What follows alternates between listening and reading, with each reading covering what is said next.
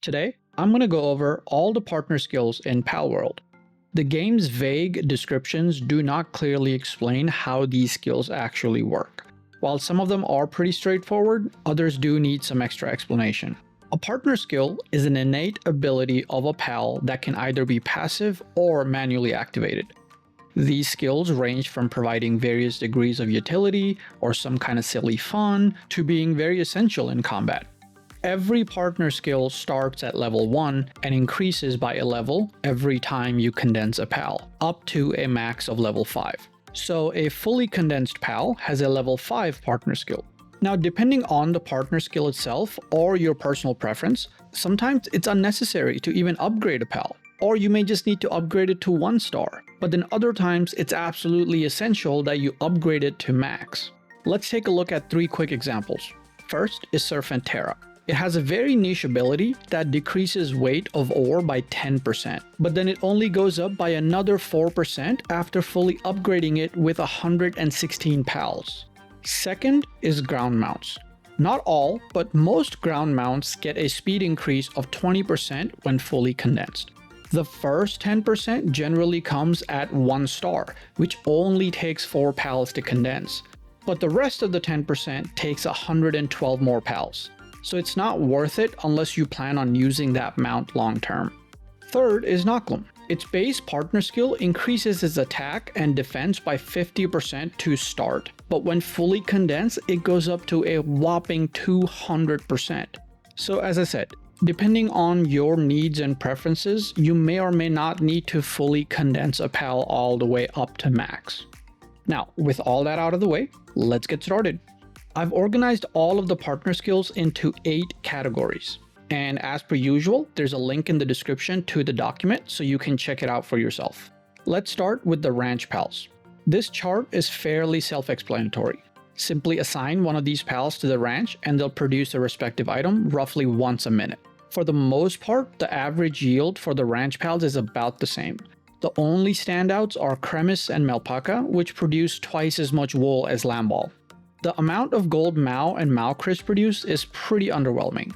There are far better ways to make money in the game, especially towards the mid to late game.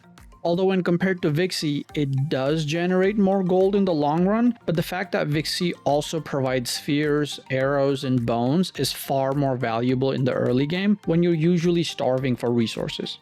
Now let's move on to the gliders.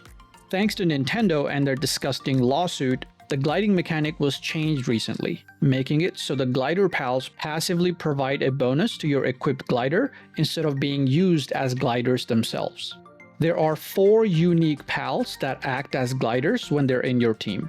The only downside of these pals is that they take up a slot on your team, but if you don't care about that, they're generally far better than the basic crafted gliders you can use. Each one has its strengths and weaknesses, and ultimately up to the player's preference what they enjoy using. This could take a video on its own to fully explain and demonstrate, but here's a very quick summary. Gravity scale is basically how long they can stay in the air. The smaller the number, the slower they fall. Stamina drain is how much player stamina is used per second while gliding. So yes, the gliders do not use their own stamina, they use the player stamina. And when you pair them with the grappling guns and jumping boots, you can significantly improve the distance that you can glide. For the next category, while these pals are in your team, they provide a passive bonus to the player or the other pals in the team. Kickit, Serpentera, and Gumas have pretty niche abilities that you'll almost never use. Dazzy and Daydream can be pretty cheesy, but come in handy for some decent passive damage if you're struggling against a boss or something. All you have to do is just craft one of their respective gear, and you can have a team full of them running around with you. Now these pals that increase the attack power of a type are great when you're building a team around a certain pal. So let's say you want to make Noklum even more ridiculous, just throw in 3 to 4 Dumuds. If you manage to condense them all, then you won't even have to lift a finger as Noklum takes over the world. Gobfin does the same as these other pals, but for the player. I've made an entire video on this, but the gist is, if you throw in 4 fully condensed Gobfins in your party, with Stronghold Strategist and Vanguard as the passives, you can turn yourself into John Wick himself. Beegard and Sui specifically only buff Elizabeth and Sweepa respectively. but they turn them into absolute monsters. Especially Sweepa, since you can also ride it and manually use all its moves. The rest of the pals on this list are pretty self-explanatory, so let's just move on to the next category. Now these 4 pals do something when you throw them in the base.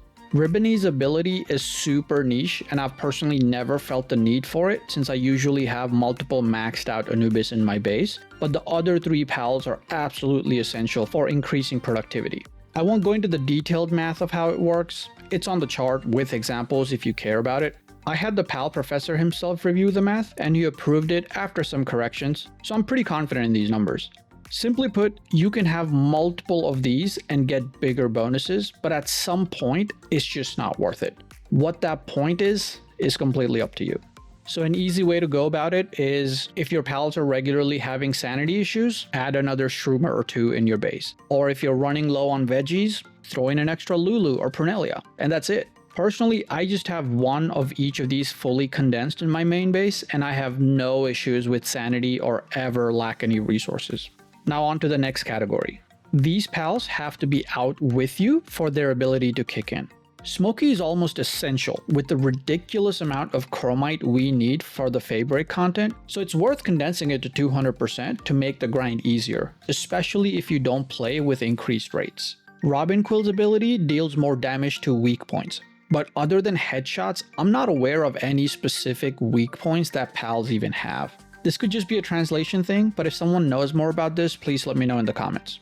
For these pals, it changes the player's attacks to that type, but what it doesn't say is that it also gives it a slight damage boost. Felbat and Lovander arguably have one of the best partner skills in the game. When fully condensed, you and the pal heal for 10% of all the damage dealt, which means you can literally stand and fire and be completely fine as long as you're doing damage. The rest of these are fairly simple, except for Yakumo. This partner skill is absolutely insane, and I've gone over it in a lot of detail in this same video, but a quick summary is that Yakumo has a pretty decent chance of transferring 1 to 2 of its own passive skills to the pal you're capturing. Just breed one with 4 solid passives that you want and go on a catching spree. You'll save yourself a lot of breeding time and cakes. For the next category, you have to manually press a button to activate the partner skill. For the most part, these are all pretty straightforward. They're all useful in one way or another. These are some of the notable ones. Dig Toys. It's great in the early to mid game because of how fast it can break all mining nodes. Cinemot's Poison Fog is pretty strong. A general mechanic in the game is that once you put a status effect like fire or poison onto a target, they gain a resistance to it. So each time you apply it, it takes longer the next time. But Cinemot's ability completely bypasses that, which means you can keep poisoning a target as soon as the debuff runs out. On to number 7. Now I've split the mounted section into 2 since there are so many, but as the description says, these only come into effect while you're mounting a pal.